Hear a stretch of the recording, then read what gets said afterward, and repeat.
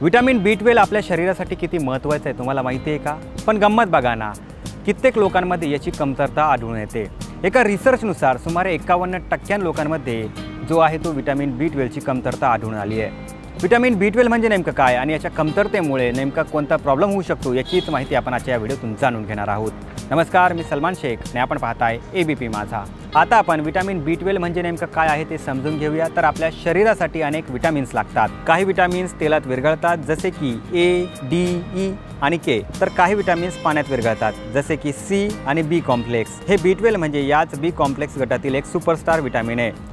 आपल्या शरीरातील प्रत्येक पेशीसाठी याची गरज आहे। थोडक्यात सांगायचं तर हे तुम्हाला एनर्जी देतं, हे आपल्या मेंदू आणि नसांच्या सिस्टीमसाठी खूप महत्त्वाचं आहे। हे आपल्या रक्तातील पेशींना निरोगी ठेवतं आणि आपली रोगप्रतिकारशक्ती वाढवतं, नवीन पेशी आणि अणू बनवण्यात मदत करतं। सोप्या भाषेत सांगायचं तर जर विटामिन B12 नसेल तर आपल्या शरीराची बॅटरी जी आहे ती डाऊन होईल।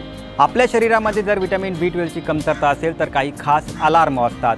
हात पायांना मुंग्या येणे किंवा विचित्र संवेदना जाणवणं, चालताना अडचण येणं किंवा तोल जाणं, वारंवार थकवा जाणवणं, अशक्तपणा येणं, त्वचा पिवळसर पडणे, जीभ सुजल्यासारखी वाटणं, लक्षात ठेवण्यात किंवा एखादी गोष्ट समजून घेण्यात अडचण येणं, चिडचिड होणं, यातील कोणतेही लक्षणं जर तुम्हाला जाणवत असेल तर तात्काळ डॉक्टरला भेटा आणि तुमची विटामिन B12 ची टेस्ट जी आहे ती लगेच करून घ्या।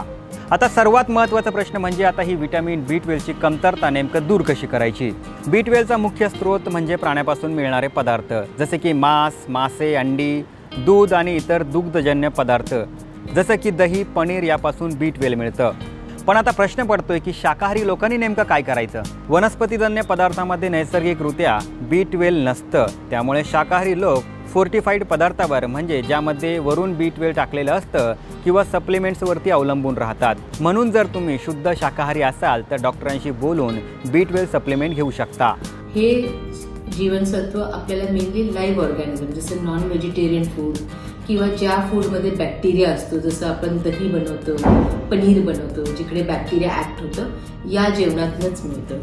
म्हणून फार इम्पॉर्टंट आहे की हे सगळे जेवण आपल्या आहारात नियमितपणे घेणं। तर मित्रांनो, विटामिन B12 ची माहिती तुम्हाला कशी वाटली आम्हाला नक्की कळवा आणि जास्तीत जास्त लोकांपर्यंत हा व्हिडिओ शेअर करा आणि पाहत रहा ABP माझा।